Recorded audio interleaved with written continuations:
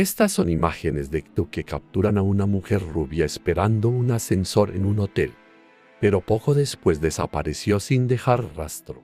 La víctima fue encontrada más tarde en una zona de césped junto a una carretera, a 10 millas del hotel, con el cuerpo cubierto de horribles heridas. Al revisar detenidamente las imágenes, los detectives notaron a un hombre alto saliendo del hotel con una gran maleta. Sin embargo, cuando se identificó al sospechoso, los detectives comenzaron a dudar de sus propias suposiciones. El hombre parecía increíblemente amable y cooperativo. Cuando se revelaron todos los detalles del caso, todos quedaron impactados por la aterradora verdad. Antes de comenzar la historia, no olvides suscribirte a nuestro canal para recibir notificaciones cada vez que publiquemos nuevo contenido. Este es un caso real de crimen ocurrido en Miami, Florida, una tragedia repentina. En la mañana del 21 de febrero, un trabajador de servicios públicos asignado a una calle sin salida abandonada en las afueras de Miami notó algo inusual en el césped a unos 100 metros de la carretera. Curioso, el hombre se acercó a investigar y quedó horrorizado al descubrir a una mujer rubia boca abajo y sin ropa. Sin embargo, cuando se identificó al sospechoso, los detectives comenzaron a dudar de sus propias suposiciones. El hombre parecía increíblemente amable y cooperativo. La policía llegó rápidamente al lugar tras recibir el informe, con el detective Allen Foote del Departamento de Policía de Miami-Dade liderando la investigación. Debido a que la víctima estaba gravemente herida, las autoridades no tenían forma de identificarla excepto por una manta azul encontrada en la escena, la única pista disponible. Después de ser trasladada de urgencia al hospital para su evaluación, los médicos confirmaron que la mujer había sido brutalmente con el rostro tan hinchado que era irreconocible. Los investigadores examinaron la manta azul recogida en la escena del crimen, pero no pudieron encontrar ninguna evidencia útil. La policía también interrogó a los residentes cercanos, pero nadie había visto ni escuchado nada sospechoso. Al día siguiente, la víctima recuperó la conciencia en el hospital, pero estaba demasiado débil para hablar y solo pudo escribir información básica en un papel. Gracias a esto, la policía supo que el nombre de la mujer era Inna Budnitska, una ciudadana ucraniana de 21 años que trabajaba para una empresa de cruceros en Miami. Sin embargo, un detalle inusual llamó la atención del detective Foote. En lugar de escribir el nombre de un familiar, Inna escribió el contacto de su abogado. Su abogado, Michelle Lipcon, defendió este detalle inusual, argumentando que no era raro que una víctima de un ataque tan brutal contactara primero a su abogado. No conozco a nadie aquí. Estoy sola y la única persona en la que puedo confiar es mi abogado, insistió Inna. Después de varios días de tratamiento y de recuperar la voz, Inna finalmente pudo relatar su horrible experiencia. Sin embargo, interrogarla resultó un desafío, ya que sus recuerdos eran fragmentados, inconexos y poco claros. Fragmentos de memoria. En el momento del incidente, Inna se alojaba temporalmente en el Miami Airport Regency Hotel. Su empresa de cruceros había organizado este alojamiento para ella porque Inna se había lesionado la mano y necesitaba descansar. Este hotel estaba ubicado a unas 10 millas del área remota donde fue encontrada. La noche del ataque, había salido a cenar con una amiga en un restaurante en Coconut Grove, Florida, antes de regresar sola en un taxi al hotel después de la medianoche. Lo último que recordaba era haber recuperado brevemente la conciencia en el lugar apartado donde fue encontrada a las 8:30 de la mañana del 21 de febrero. Su memoria estaba completamente en blanco desde el momento en que entró en el ascensor hasta que despertó abandonada en el área desierta. La joven de 21 años ni siquiera podía distinguir qué era real y qué era un sueño. Inna intentó recordar a los atacantes, pero no pudo recordar nada con claridad. Le dijo al detective Foote que había al menos 2 hombres involucrados, hombres blancos que posiblemente hablaban español. No recordaba sus rostros, pero vagamente recuerdo que alguien colocó una almohada u otro objeto sobre su cuerpo. No estoy segura de lo que pasó, solo recuerdo que estaba muy oscuro. Sentía como si estuviera entrando y saliendo de la conciencia, dijo Ina con desesperación. En su intento por recuperar los recuerdos perdidos, Ina incluso se sometió a hipnosis para ayudar en la investigación. Bajo hipnosis, recuerdo que la bajaron por una escalera, la empujaron dentro de un auto y luego fue atacada en el asiento trasero. También recordó haber escuchado la risa maníaca de uno de los hombres. Sin embargo, las cámaras de seguridad del hotel no mostraron señales de que esto hubiera ocurrido, dejando la investigación en un callejón sin salida. ¿Cómo desapareció Ina del hotel sin aparecer en ninguna cámara?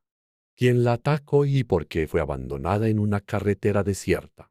Con tan pocas pistas, los detectives depositaron sus esperanzas en las imágenes de las cámaras de seguridad del hotel, esperando que revelaran la verdad detrás de este extraño caso. Pista sospechosa en las cámaras del hotel. El vicepresidente del Miami Airport Regent Hotel afirmó que había 16 cámaras cubriendo toda la propiedad. Estas cámaras eran activadas por movimiento y 2 guardias de seguridad trabajaban en el turno nocturno. El detective Futter recogió una pila del sistema de vigilancia del hotel y comenzó a revisar cuidadosamente las grabaciones en busca de pistas. Las imágenes de seguridad mostraron a Ina saliendo del hotel a las 3:33 de la mañana para comprar una tarjeta telefónica y llamar a su madre en Ucrania. Solo 7 minutos después, a las 3:40 de la mañana, regresó al hotel. A las 3:41, las cámaras captaron a Ina entrando en el ascensor del vestíbulo del hotel. Después de eso, Ina no volvió a aparecer en las cámaras del hotel. Al revisar las imágenes, el detective Futter notó a George Pérez, el gerente nocturno que tenía acceso a las llaves maestras de todas las habitaciones. Las grabaciones mostraron que George había interactuado con Ina varias veces en la recepción. Además, a las 2:16 de la mañana, George dejó la recepción desatendida y tomó el ascensor con Ina. Estuvo ausente durante unos 15 minutos antes de regresar solo a la recepción. Bajo sospecha de ser el agresor, George le dijo al detective Futter que solo había ayudado a Ina a llegar a su habitación porque estaba intoxicada. Sin embargo, tras múltiples interrogatorios, George admitió que había tenido una relación sentimental con Ina y que le gustaba bastante. George insistió en que no era el agresor, afirmando que tenía una coartada. Al revisar más imágenes, los detectives confirmaron que después de acompañar a Ina a su habitación, George efectivamente había regresado a la recepción y no salió durante el resto de la noche. A medida que avanzaba la investigación, surgieron nuevas pruebas. Ina no solo había sido atacada, sino también agredida sexualmente. Se recogió del agresor y se realizaron pruebas, pero los resultados no proporcionaron ninguna pista. Para demostrar su inocencia, George se ofreció voluntariamente a proporcionar una muestra de ADN una vez más. Junto con George, otro amigo de Ina llamado Peter Dimuleas también se ofreció voluntariamente a dar una muestra de ADN, ya que él también había caído bajo sospecha policial. Los resultados de ADN mostraron que ni George ni Peter coincidían con la muestra. Con Ina incapaz de recordar mucho, los detectives dependían en gran medida de las grabaciones de las cámaras de seguridad del hotel. El detective Futter decidió revisar las cintas de vigilancia con mayor atención y efectivamente descubrió un detalle crucial. Al igual que muchos hoteles, el Miami Airport Regency tenía un sistema de tarjetas magnéticas que registraba cada vez que un huésped abría la puerta de su habitación. Las cámaras captaron a Ina entrando en el ascensor a las 3:41 de la mañana, pero el registro de la tarjeta mostraba que abrió la puerta de su habitación a las 3:58. La inexplicable diferencia de 17 minutos generó sospechas de que Ina podría haber sido una trabajadora sexual encubierta. Los investigadores teorizaron que durante esos 17 minutos pudo haberse encontrado con un huésped llamado Juan, lo que de alguna manera habría llevado al ataque. Sin embargo, Fute descartó esta teoría, creyendo que Ina no estaba involucrada en la prostitución. Tras una investigación más exhaustiva, Fute descubrió que la discrepancia de 17 minutos se debía a que los dos sistemas de relojes del hotel no estaban sincronizados. Durante meses, la investigación llegó a un punto muerto mientras Ina decidió demandar al hotel por millones de dólares, alegando que su deficiente seguridad había contribuido a su ataque. Negando cualquier negligencia, el hotel contrató a un investigador privado llamado Ken Brennan para investigar sus afirmaciones. La misteriosa maleta. Brennan, un exoficial de policía de Long Island y exagente de la DEA, quedó profundamente intrigado por el misterio que rodeaba el caso. Convenció al detective Fute para que compartiera los detalles de la investigación, y ambos comenzaron a trabajar juntos. Una de las primeras cosas que Fute compartió fueron los resultados de las pruebas de ADN, que ya habían descartado a los sospechosos iniciales. Con sus años de experiencia, Brennan creía que la clave del misterio se encontraba en algún lugar dentro de las grabaciones de seguridad del hotel. «Tenemos que revisar cada video cuadro por cuadro», insistió Brennan. Sus instintos resultaron acertados. Concluyendo que Ina debía haber pasado por el vestíbulo para salir del hotel, los investigadores revisaron nuevamente las imágenes de seguridad. En el video se vio a Ina saliendo del hotel temprano en la mañana. Cuando regresó unos 30 minutos después, se observó a un hombre grande de raza negra parado cerca. Ina habló brevemente con él y luego ambos entraron juntos en el ascensor. La última vez que se vio al hombre fue entrando al ascensor con Ina a las 3:41 de la mañana. Más tarde, el mismo hombre fue visto saliendo del hotel a las 5:28 de la mañana, esta vez arrastrando una maleta detrás de él. Una hora después, regresó al hotel sin la maleta. El detective Brennan se preguntó por qué este hombre sacaría una maleta de un hotel cerca del aeropuerto tan temprano en la mañana sin hacer el cherut. Aún más sospechoso, porque había regresado sin la maleta, qué había dentro y dónde la había dejado. Al revisar nuevamente las imágenes, Brennan notó que cuando el hombre arrastraba la maleta hacia el ascensor, una de las ruedas de la maleta se atascó en el hueco entre el suelo del ascensor y el vestíbulo. El hombre tuvo que tirar con fuerza de la maleta para liberarla. Brennan concluyó que la maleta debía ser pesada y sospechó que podría haber contenido a Ina. Sin embargo, la maleta parecía demasiado pequeña en la grabación como para que cupiera una mujer de 21 años dentro. Para comprobarlo, los detectives midieron objetos vistos en el video, como las puertas del ascensor, los pasamanos y las baldosas del suelo. Utilizando estas medidas, estimaron el tamaño de la maleta y, sorprendentemente, los resultados mostraron que una mujer con la complexión de Ina efectivamente podría haber cabido dentro de esa maleta. Una investigación difícil.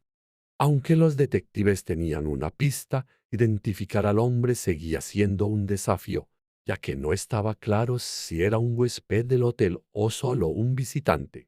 Además, las imágenes escaneadas de las identificaciones de los huéspedes eran de mala calidad, lo que hacía casi imposible la verificación.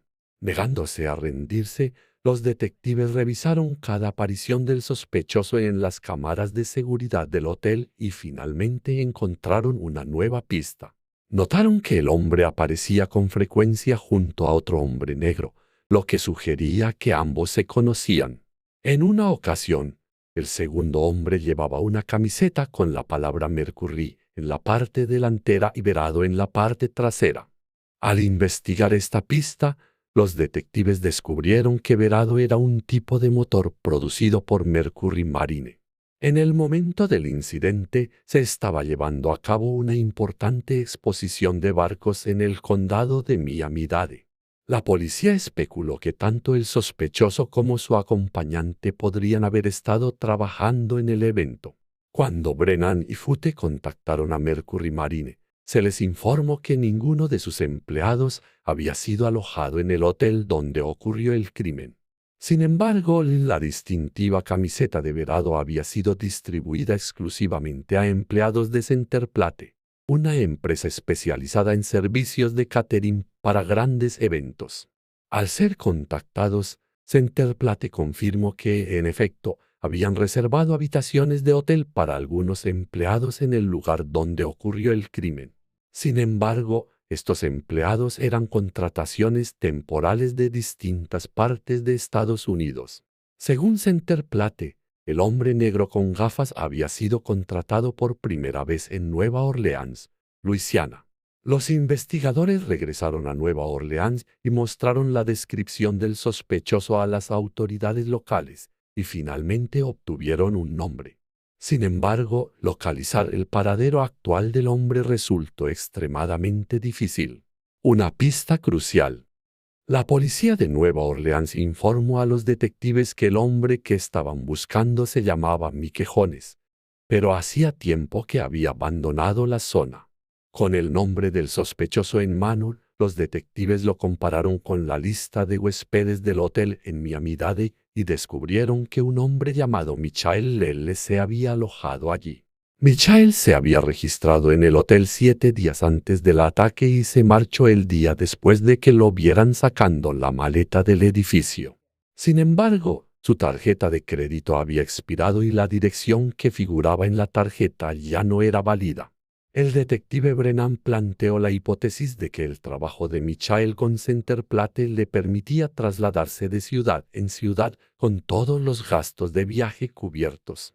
Este tipo de empleo conveniente era algo que Michael probablemente no abandonaría fácilmente. Con esto en mente, Brennan elaboró una lista completa de las principales empresas de catering en todo el país que podrían ser competidoras de Centerplate. El equipo contactó meticulosamente a cada empresa de la lista, trabajando incansablemente día y noche. Su búsqueda finalmente los llevó a Ovation, una empresa de catering con sede en Tampa, Florida. A diferencia de otras empresas que respondieron rápidamente, Ovation insistió en que necesitaban una orden judicial antes de divulgar los registros de sus empleados. Tras obtener la orden requerida, el arduo trabajo de los investigadores finalmente dio sus frutos. Ovation confirmó que Michael Lee Jones estaba actualmente empleado en el estado de Maryland, una condena impactante. En la primavera de 2006, la policía llamó a la puerta de un pequeño apartamento en Frederick, Maryland, donde vivía Michael, a más de 1.600 kilómetros de donde se había encontrado a Ina. Cuando los detectives Brennan y Foote conocieron por primera vez a Michael, comenzaron a cuestionar sus propias suposiciones. El hombre alto que estaba ante ellos hablaba suavemente, era educado y cooperó plenamente con sus preguntas. Michael confirmó que había estado trabajando en Miami-Dade durante el ataque a Ina Budnitska. Sin embargo, negó haber estado involucrado con alguien en el hotel y aceptó voluntariamente proporcionar una muestra de ADN. Quienes conocían a Michael creían que la policía tenía al hombre equivocado, pero los resultados del ADN confirmaron más tarde que la muestra de Michael coincidía con el semen encontrado en el cuerpo de Ina. Fue arrestado de inmediato y llevado de regreso a Miami-Dade para ser interrogado.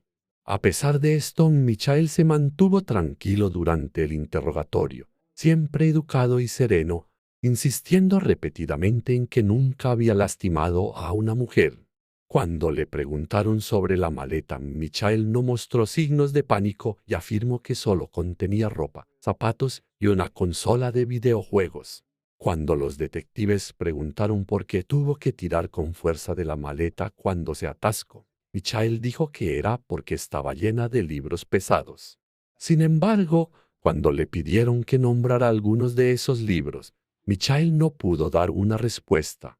Brennan creía que después de agredir y atacar a Ina en su habitación, Michael la había metido en la maleta y la sacó del hotel sin levantar sospechas.